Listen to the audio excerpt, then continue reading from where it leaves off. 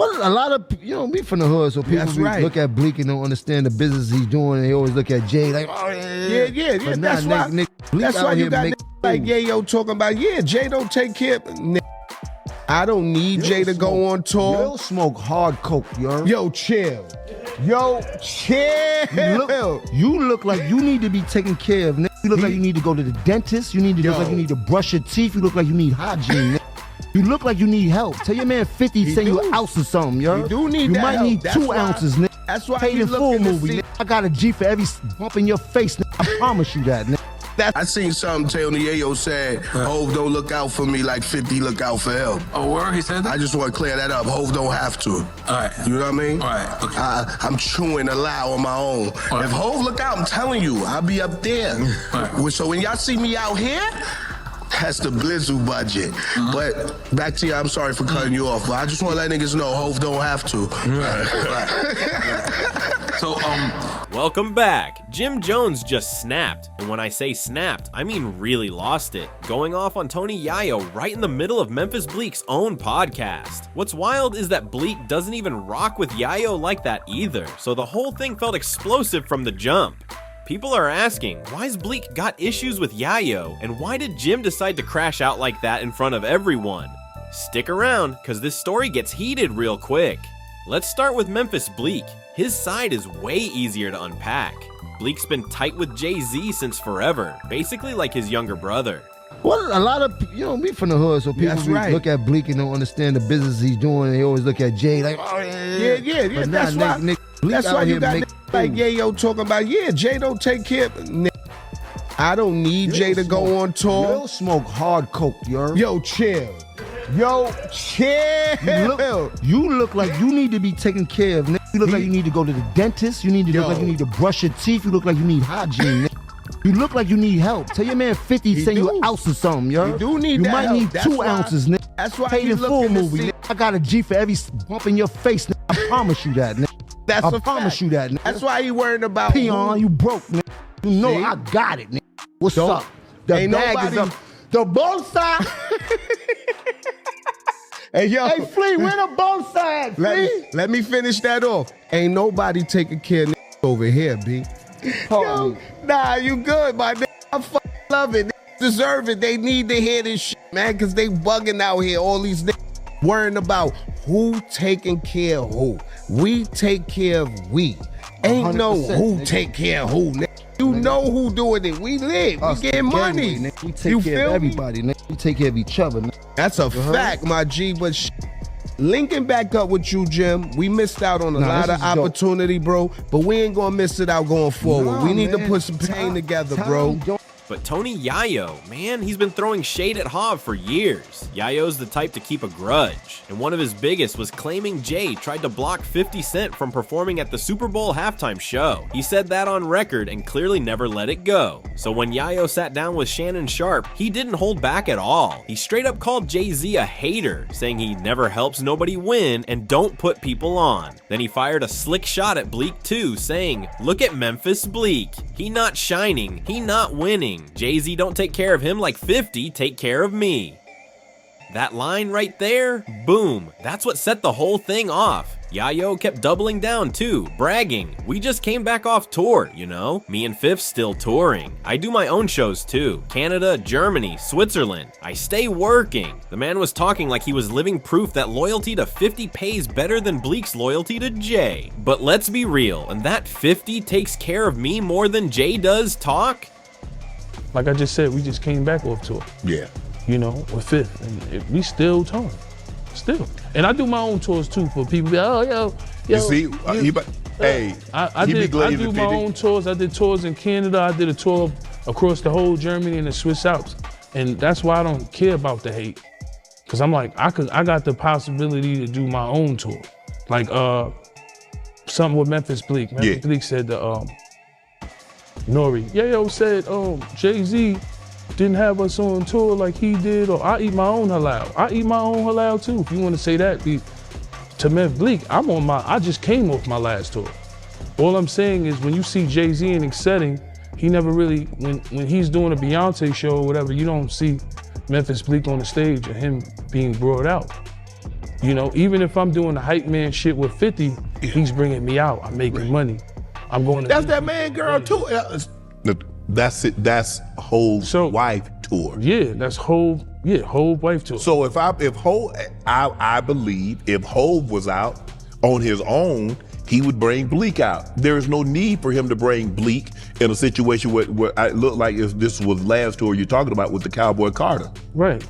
Yeah. So to me, because I look at Bleak as a loyal guy, like I'm a loyal guy to Jay. But I look at like Fifth, my guy Hervé. One day we had TRL, and it's the Young Gunners there. Yeah. And I'm talking them out, and Hervé says loud, "You don't gotta worry about nothing. You got 50. Jay-Z doesn't do nothing for these guys like 50 does." And Hervé, I think he worked with them too. But he said that to me, and that always stuck in my head. Rest in peace to him. That's crazy. Real men handle their own grind, period. If your homie helps you out, that's love. But bragging about it like a trophy? Weird flex. Yayo's whole angle was painting Jay-Z as selfish, only out for himself. But the way it came off, it sounded like a desperate flex about who's getting taken care of. And that's a wild hill to stand on. So when Memphis Bleak hit Drink Champs, he couldn't let that one slide. He had to set the record straight. According to Bleak, there's no deep beef with Yayo. But trust me, after all that talk, it was only a matter of time before things exploded. They've crossed paths before, been in the same rooms, maybe even cooked up a few tracks together. But after Yayo's little jab, yeah, everything shifted. The vibe's off now. Not an all-out war yet, but you can feel that tension creeping in heavy. The difference between me and other niggas, right? Stack Bundles, one of my favorite rappers in the world. Rest in peace, Rest in Stack. peace. Ryan Squad. Rest in peace. Far Rock. Yep. You understand? Jim Jones, he had Stack Bundles, he had Max B. I looked at it like, great. You know, Stack Bundles had a portion, was still in the hood.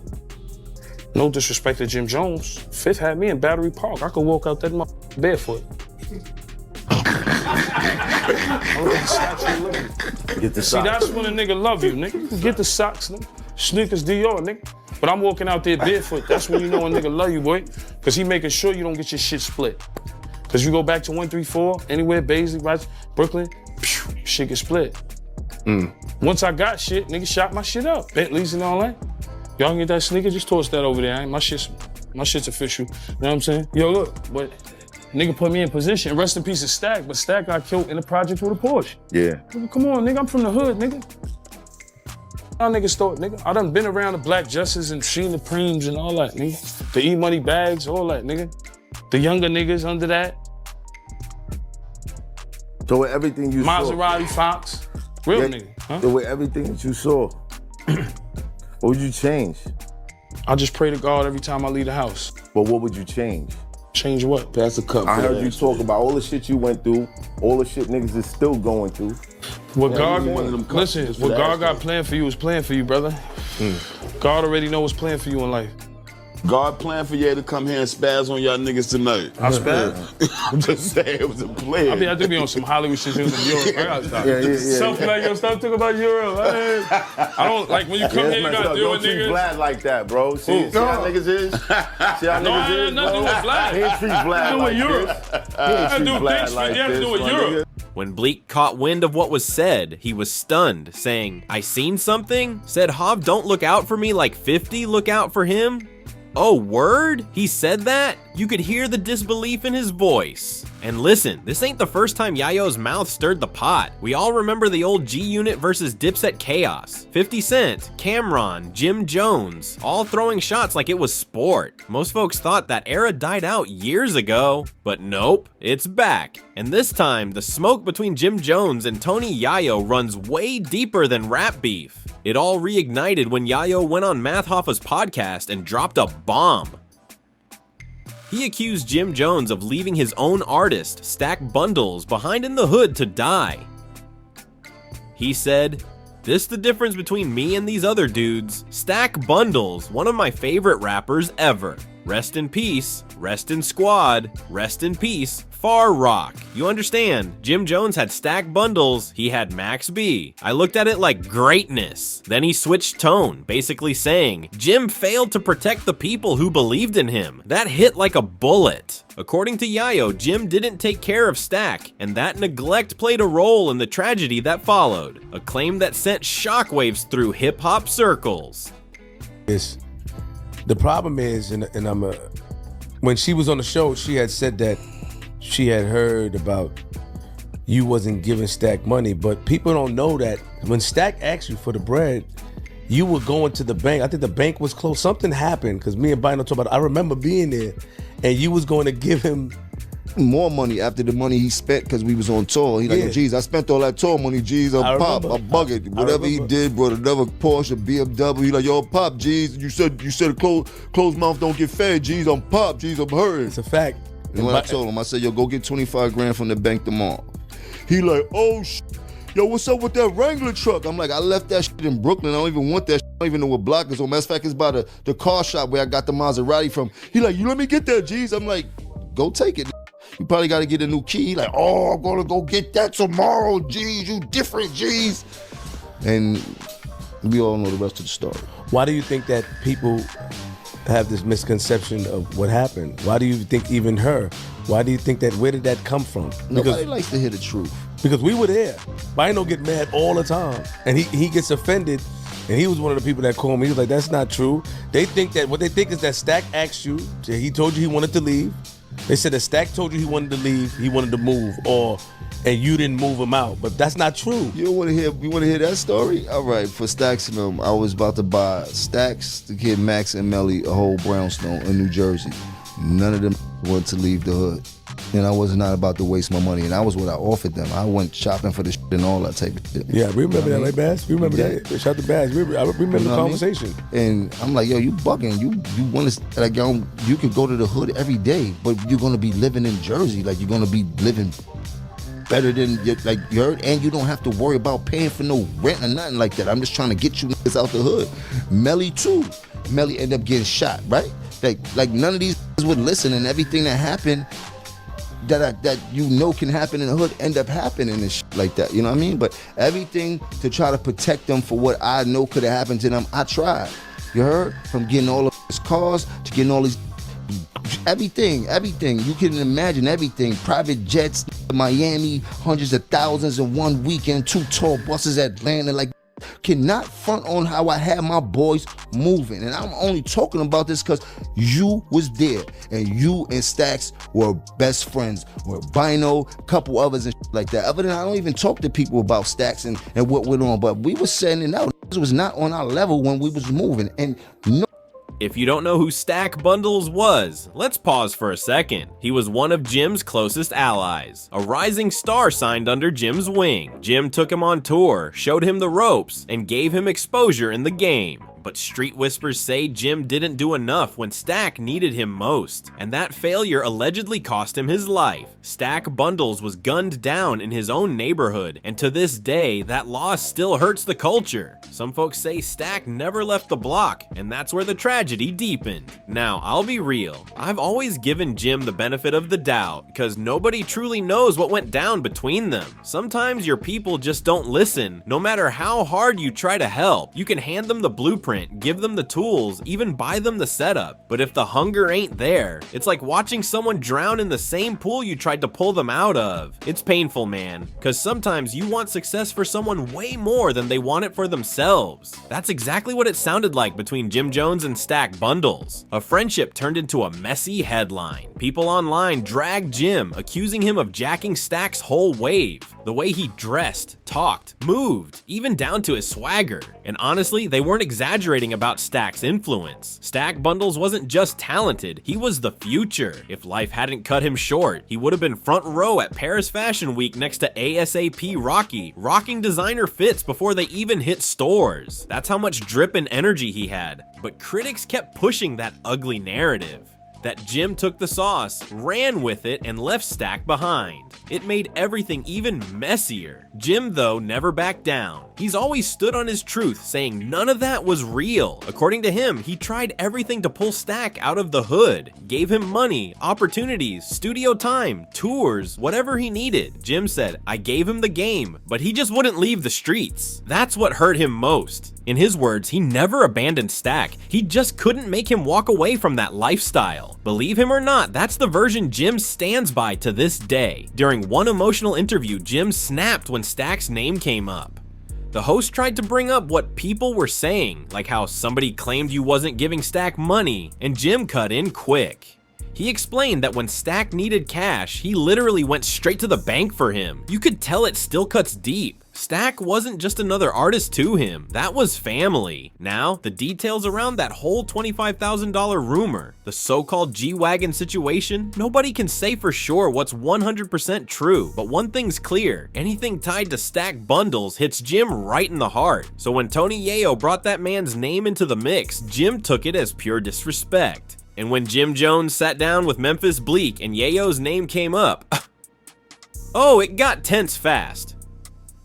Bleek tried to keep it chill, but Jim? He unleashed everything. He made it clear he's not starving. His people ain't starving. And he's sick of all this talk about who's got the better sugar daddy. That's exactly how he put it. Loud and proud. Jim said, people know me from the hood. They look at Bleek and don't even understand the moves he's making, the businesses he's got running. Don't lie on us like that. Then Jim started flexing. Hard, talking about his cars, his homes, his investments, making it clear he's sitting comfortably while still feeding his team. But here's the crazy part. That's not even what Yayo meant in the first place. Tony never said Jim was broke. In fact, he gave Jim props. His point was that Jim looks good, but his people don't. And that's where the whole misunderstanding turned into a firestorm. Because when pride gets mixed with pain and the streets start talking, even the smallest spark can set off a whole blaze. Yayo's point was simple. Jim's people don't look like they're up. They don't seem on, they don't seem fed. And honestly, if Jim had focused on that part instead of turning it into a money flex, the whole situation might have hit way different. Maybe, just maybe, this whole thing wouldn't have exploded like it did. But Jim wasn't hearing none of that. The moment Yayo's name came up, that pride kicked in strong. You could see it in his face. He was locked in defense mode, ready for war. Jim felt like Yayo tried to clown him in public. And one thing about Jim, he don't play about his name or his crew. The second he spoke, the tone changed. He fired back hard, saying, "Ain't nobody feeding me? I built this from the ground up." He wanted everyone to know he's not living off anybody's plate. Not Jay-Z's, not 50's, not a single soul's. That's when the tension spiked for real. Instead of brushing it off or laughing it away, Jim doubled down. He started throwing shade right back, calling Yayo out for always being under 50 Cent's shadow. He said, "The things y'all dudes do, I don't do. Y'all go across the street, I go the other way. Holler at your boy, I move different." You could feel the heat behind those words.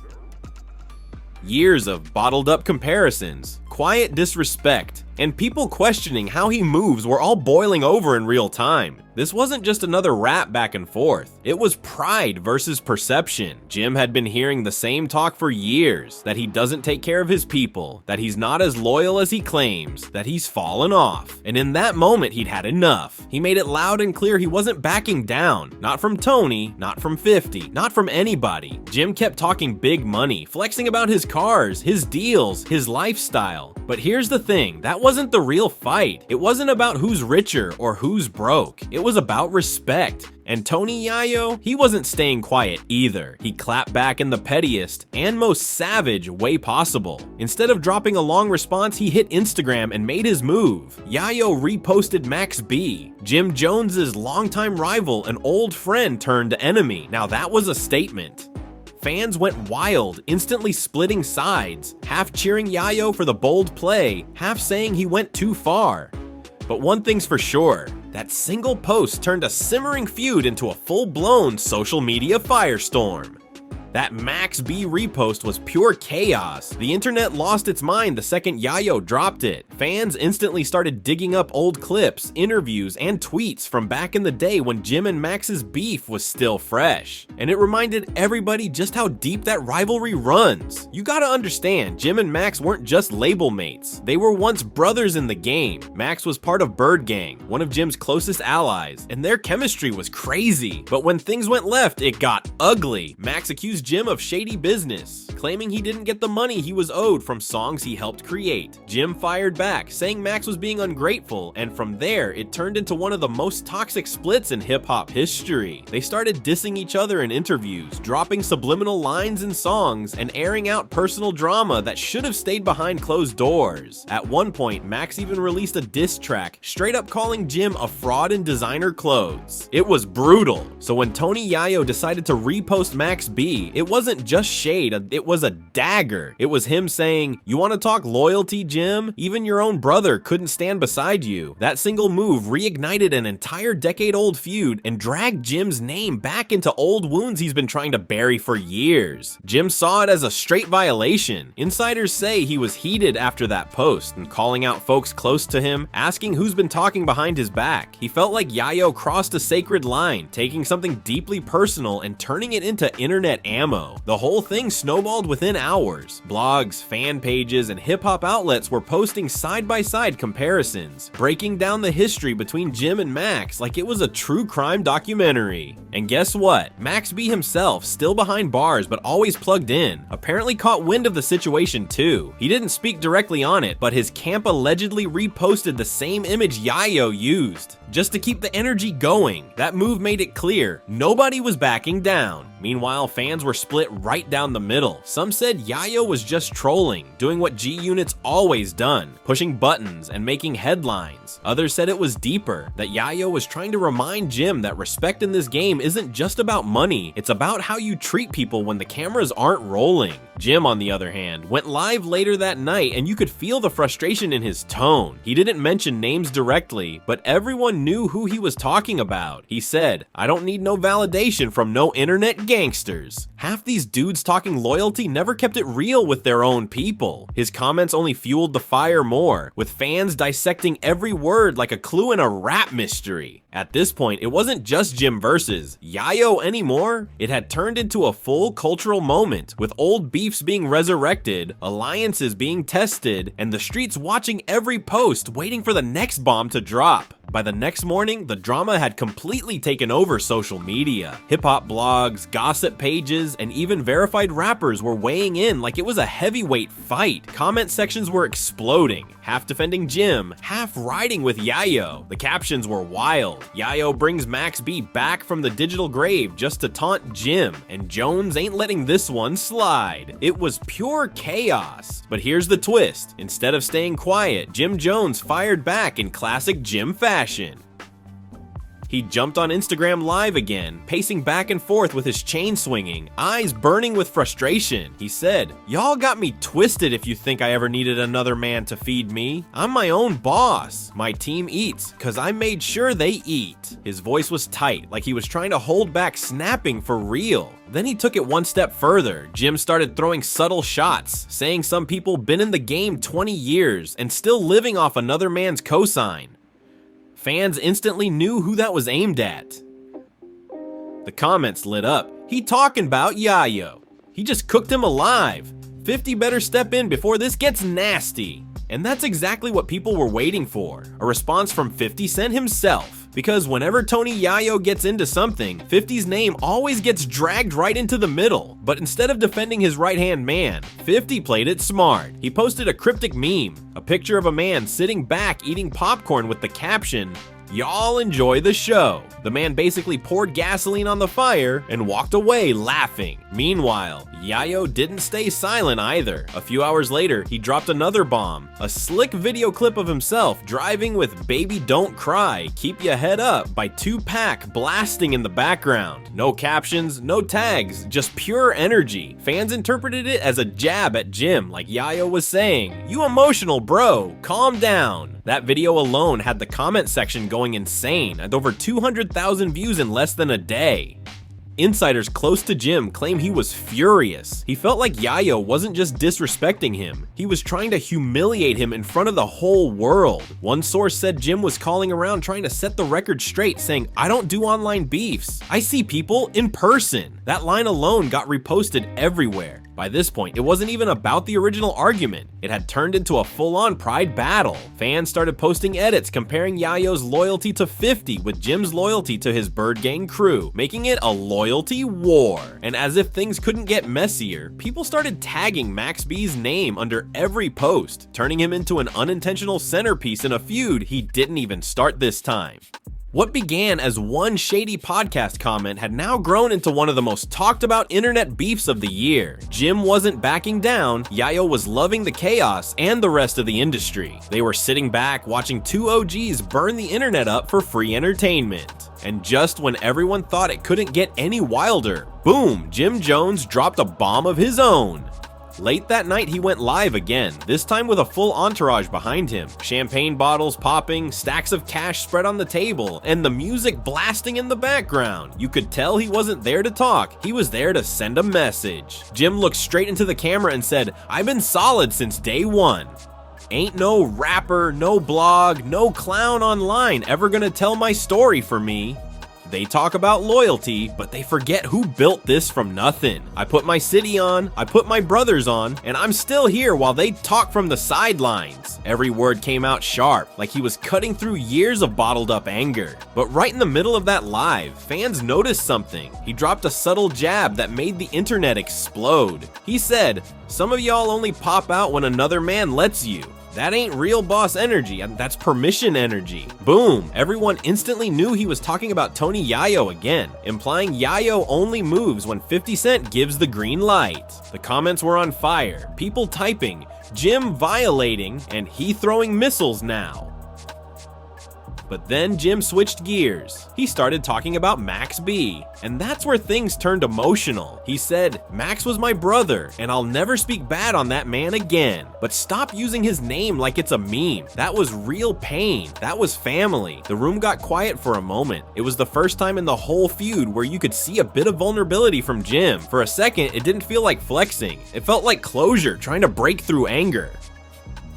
Still, the peace didn't last long. Within hours, Tony Yayo clapped back again, not with a live this time, but with receipts. He posted a series of old throwback photos from the G-Unit days, writing, "We did world tours when y'all was still waiting for your labels to call back." That line hit hard. Fans started comparing their careers side by side. Who sold more records? Who had bigger hits? Who stayed more relevant? Suddenly, this wasn't just street talk. It had turned into a full rap resume war. Then came the biggest curveball. Reports started surfacing that 50 Cent might actually address it on his next podcast appearance. Word spread fast that 50 was planning to clear the air. And that's when everyone started paying closer attention. Because if there's one thing 50 loves, it's stirring the pot while keeping his own name buzzing. By sunrise, this beef wasn't just two rappers arguing, like it had become the conversation across hip-hop. Every blog, every live stream, every fan page was dissecting every word, every post, every shade emoji. Jim and Yayo had officially turned what started as one petty comment into a full-blown cultural moment. The kind that keeps the internet awake all night waiting for the next move. And if you enjoyed this video, don't forget to like, subscribe, and share to stay in the loop with all the latest tea. Hit that notification bell so you never miss an update, and I'll catch you in the next video.